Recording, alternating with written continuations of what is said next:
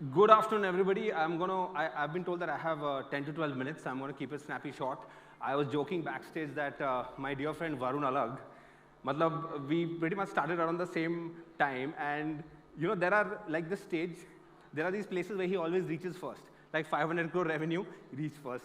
Unicorn, he reached first. Magazine cover, he reached first. But isn't it amazing? I mean, there are just so many young companies that are able to build in such a cluttered space. So during my now 9 minutes left, I will talk a bit about what we did in sugar, but I also want to talk about what any other brand that struggles to find its footing in the traditional FMCG consumer space. Because, if you look back, what used to be the challenges? I mean, when you start up, you don't have a budgets for a celebrity face, you don't have large distribution. These were traditional moats that prevented any new brands from coming up. And sometimes when you're really desperate and you try out 10 things hoping that one stick, sometimes they stick, which is what happened with us. I want to quickly run through what worked for us. First things first, although the brand is 7 years old, as a company, we're 10 years old. We started with a very different business model, a beauty subscription business model. Baki brands ke saath, we used to take their samples, put it in a bag, kit it, and send it across. And what we realized was, I thought we were in a very, very exciting space. The beauty and personal space, which was growing so fast. But why weren't we scaling? Why weren't investors really queuing up to fund us? So this is something I realized much later. Apparently, and they're correct, what they say is correct, market matters. The market you're building in matters. Because in beauty subscription, we had the onerous task of explaining to our customer ki, as they say in colloquial language, bhai, bech kya rahe ho? What are you selling? And we're like, it's just beauty subscription, we're going to push bags to your home every month. And when we, after 3 years of doing that, we realized that, there was this light bulb that went on that, maybe the market is somewhere else. And I'll tell you what happened. After 3 years of building in the beauty and personal care space, one day, we just sat back and said, okay, we send different product categories in our bag. There was cosmetics, so there was makeup, hair care, skin care, bath and body, fragrances. Now, out of all of that, nothing seemed to get our audience, and our audience was, mind you, the 18 to 24-year-old, first user who was trying to get a 500 rupees, 2,000 rupees worth of products. Nothing used to excite them as much as makeup. So we took the absolute, least common denominator, a red lipstick, and we charted the price. This is, I'm talking about 2015. We charted the price of, okay, market made, what are red lipsticks currently selling at? So we found something very interesting. We found that, there was, I've obviously changed the brand's names because I don't want to get into trouble, but it was very interesting. There was this massive play in the mass market at 225, 229. Some brands were inching up, and then suddenly there was a massive spike. And of course, 1450 is the holy grail MAC, everybody's favorite lipstick. So, when we saw this, we took a step back and said, why isn't somebody playing in the $8 to $10 price point? What's happening at that $5.99, $6.99 price point? And we realized that nobody seemed to be playing over there at then. Now, we were not the only smart ones. Of course, people know that, all of these brands eventually started moving up as more, how is the market expanding? A lot of unorganized market is getting organized, right? And when that happens, it starts a funnel right from below. So those who are currently using, say, a 300 rupee lipstick, they see everybody using the same lipstick as theirs. Aspiration ki death ho jati hai, right? So then you said, okay, let me spend a bit more, 100 bucks more. Varun, I'll pose for you. I was just telling them about you, but I was just, we were zapped, right? And then we said, okay, let's just try building something up there. It looks like an unchallenged territory. It looks like we can sell something with a target price point of $5.99. Today, this is very cluttered, but we really, I'm happy to admit it, we got a little lucky back then. But when we shared this hypothesis with a lot of our investors, their feedback was not as encouraging. They said, yaar, ye to niche hai. This is very niche. This is a very small market. How are you going to build a brand over here? And we stuck to it because, frankly, we didn't have any other option. Because if we hadn't done this, then I don't know what would have happened to the brand and the company. But that's the magic of building consumer brands in India. I think whenever people say that this is a niche, there is a saying, I really believe in that today's niche is tomorrow's massive market because this is India, because this is a growing consumer market. So this is what initially worked for us. Second, between 2015 and now, the big thing that changed is that we genuinely became digital natives. So how, there is this funnel everybody keeps talking about, right? The top of the funnel to bottom of the funnel, awareness, interest, desire, action. Now, action is like बहुत दूर की बात है, as they say, but how do you build awareness? Traditionally, how do you build awareness? You either put your product in, 50,000 others, Varun was saying 1 lakh stores. That's expensive. I mean, you need feet on the street to sign up stores, plus you need pull for the brand, right? How does that happen? So digital actually gave us this unique once-in-a-lifetime opportunity. I don't know, maybe in 5, 10 years, 5, 6 years, Meta is going to give us another opportunity like that. I hope so. And I hope we don't get disrupted back then, when that happens. But so this is what was happening. Earlier, it was a uni-channel communication that brands are getting onto television, billboards, print, and communicating to the audience. Then some people started talking back about, their experiences of the brand, what they felt about the brand, blogs. Then there were platforms where people didn't have to, put in the effort of writing a long 200-word paragraph. They could just write a blurb. So communication from the brand to the audience, customer, started getting tangled. And that's when brands realized that, okay, there is no one way to build awareness. There are multiple ways. And in that 3-4 years ka short duration, there were brands like us, many other brands, that started off building a digital presence that helped build. And the fact is, we could have done all of this in 2006 or 2010. It would not have mattered. And I'll tell you why it would not have mattered. This is a slide from our investment deck, which we love spending time on, because, of course, the market's growing very aggressively, the beauty and personal care market. But do you see the percentage of online shoppers who are women? It is my absolute favorite stat. Matlab 10%, when the number of women online shoppers explode from 10% to 44%, I mean, that's, you're building for a market that's, somebody's going to end up capturing that market, so might as well be us. So one of our, in the journey of Sugar and many other, young brands, I think market matters a lot. Otherwise, you could be banging your head against the wall, it may not scale.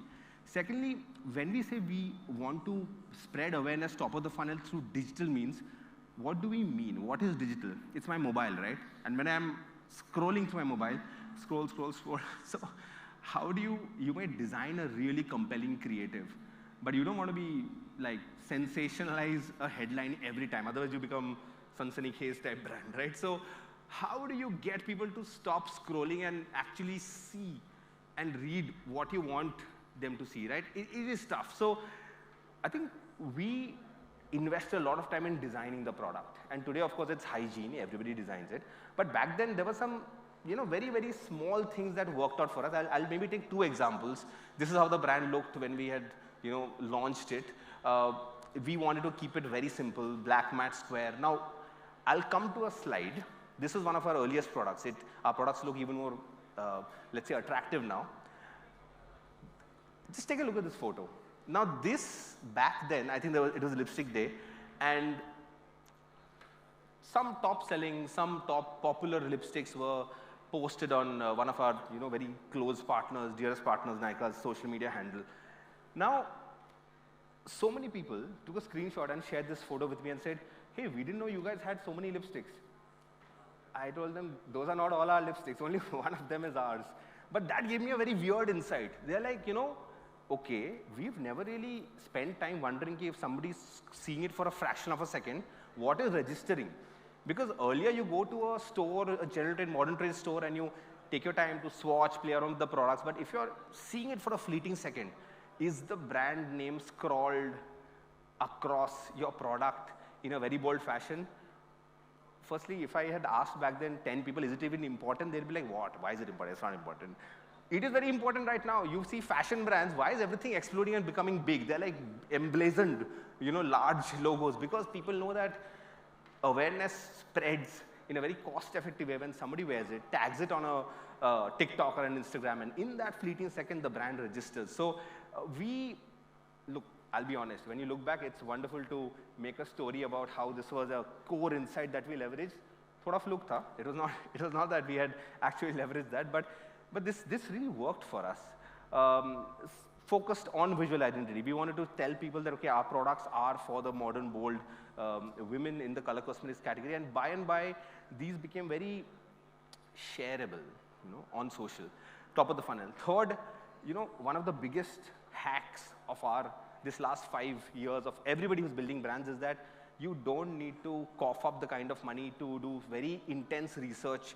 And of course, now we do. Now we work with say a Nielsen or a Kantar to get insights. But how do you get consumer insights? That's why I love going through Amazon and Nykaa reviews, because it's my guilty pleasure. Raat ko sone se pehle sometimes I keep scrolling, but sometimes you come across real gems. Like I remember, I love spending time on this slide because at our office, this is actually blown up and kept on a wall. This is from 2017 on Nykaa. Somebody had written this about one of our products. And when I read it, I was like, okay, wait, there is a lot to unpack over here. And then I tried unpacking it bit by bit by bit. What is this consumer telling us? This consumer is telling us, firstly, everybody loves Mac, aspirational product. But okay, let's dig deeper. What is this consumer telling us? This consumer is telling us that I want world-class quality at an affordable price. Like they want Mac and for 1/3 or 1/4 of the price. They don't want to touch up their makeup. Like, the Hero Honda fill it, shut it, forget it, which became very popular. Use it once. There should be no feathering, no transferring. It should last the entire day. Maximum payoff. Pigmentation has a big play in the Indian market because it's almost like synonymous to the value for money that you're paying for the product. It should dry quickly within maybe half a minute. Lastly, once the day is over, it should come off quickly. So very demanding consumer. That's the Indian consumer. But the beauty of the Indian consumer is that even if you solve for maybe 4 out of these 6 demands that are there, you will have a very loyal consumer. And I think that's what helped us. We literally saw this even now. Whenever we have a new launch, we try to answer which of these is this actually solving. And some of the launches which have really helped us, which have really placed the brand in over a lakh, households, are things which came through this insight. Like maybe I'll take 2 examples. Like eyeliner historically used to be glossy eyeliners. The market was of glossy eyeliners. But there was a shift in usage of eyeliners from occasion-based wear to daily wear. Now, when you're using eyeliners for daily wear, you can't always wear glossy eyeliner because you walk into office and somebody asks you, "Aaj bhi party hai kya?" So, and that's where matte, subtle makeup was an unstated need, which we were able to clearly see through our research, through talking to so many consumers. Things like this, things like liquid lipstick, these are some of the products which actually put us on the map. And now, the brand having built some equity, we are still able to, experiment with products which don't necessarily fit into a theme. But I remember during the initial days, it was very driven by what the consumer was saying, not necessarily directly to you, but on reviews. Lastly, when we talk about digital, I think we took a very early call to say that, look, we don't have television, we don't have billboards, we don't have a celebrity face. Now we do, but back in 2017, we didn't. And we said, okay, what can we really invest in and develop/dominate? And that's when we said, okay, let's put in all our energies and efforts into social media. And today, there's this model, paid media, earned media, owned media. And, owned media is very, very important for us because those are our platforms which we have culminated and built over a period of time. And in our own platforms today, we get about, over 4 billion views. That is because, whenever I look at these slides, I first check kisi ka naam to nahi hai. So these are all, again, sanitized slides. But the way from October 19, if you look at the number of followers that have scaled for Sugar's social media, this is, of course, Instagram, but there's a similar trend on other platforms as well. It's amazing because we've constantly tried to stay away from pushing, this is very important, from pushing bottom of the funnel communication to a platform which is meant for top of the funnel. Because this is, when you're on Instagram, you're not always shopping. You're there for quick snackable content. If you can infuse awareness into it, great. But if I start pushing sale, buy 2 get 1 off, buy 1 get 1 off, people just tune out. We've never done that. We've occasionally pushed it on stories. That's different. Stories are opt-in. You are tapping my circle to actually see my content. But on the regular feed, we've always pushed content which is either entertaining or educational. And I think that's helped us over the long run. That allows you to control and shape the narrative in a way where imagine having one television ad on which, say, 30 crores of marketing money is running. That is, we are getting to that stage now, but that's crazy. For a long while, we had the freedom to say, okay, let's have different campaigns at different times of the year, use influencers, work with different platforms to push them together. And I think that helped us create a very different voice for the brand, for which I'm very thankful of. And the last part is that there's this question that was asked to us about 3 years back. What's the dream? What's the dream? आप क्या बनना चाहते हो? What does Sugar Cosmetics want to be? Do you want to be a very large DTC brand? And I remember us thinking a lot about it, and the honest answer back then was we want to be a large brand. We want to be a large brand. And the way India is, the way India retail is structured, you can't be a large brand if you just are a D2C or an online brand. So that's when we decided, okay, we need to play the retail game for 2 reasons. One, it is 90% of the market. Second, those who we are competing with, they're going to play the digital game. So we can't just sit back and not learn how to play the retail game.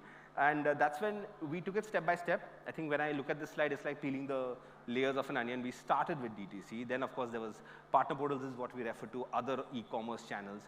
Then general trade, then modern trade, then our own EBOs and kiosks. We currently have about 114 at last counts, our own EBOs and kiosks. And we've also forayed into high street. So I think, and there's more. I think we're yet to export travel retail, but now we are a bit more confident. We have enough signs that tell us that the brand has scaled across platforms. And I think there's a question in the brief also which said about what next. I think I want to summarize this by saying, if we are fortunate enough to reach a stage wherein there is a brand that has superior product market fit and consumer love, there is no option. You have to take the brand across the length and breadth of the country, even globally maybe. And then it is too much to ask the consumer to say, A, buy my brand, B, buy it at a price point which I want to sell, C, buy it from my own website or my own stores. No, I think a lot of the people choose a brand because they trust a brand. A lot of the trust depends on where they are buying in from. So our goal as a brand is to be available everywhere, which is why we try to keep it price parity very, very similar, no matter whether you shop online or offline. And our goal is to just continue to build the brand, innovate, listen to our consumers, as was covered in the previous topic as well, and hopefully continue to scale, wherein if I come back on a stage like this in 2 years, I'll have a more developed and maybe a more further, with more updates story to tell you. But that's what I had to cover today. I think this is the last slide. This is the last slide. So thank you very much. You've been a very patient audience. Lots of smiling faces over here, encouraging. So thank you. I'm open to take a couple of questions if there are. Otherwise, I'm outside. You could catch me offline as well.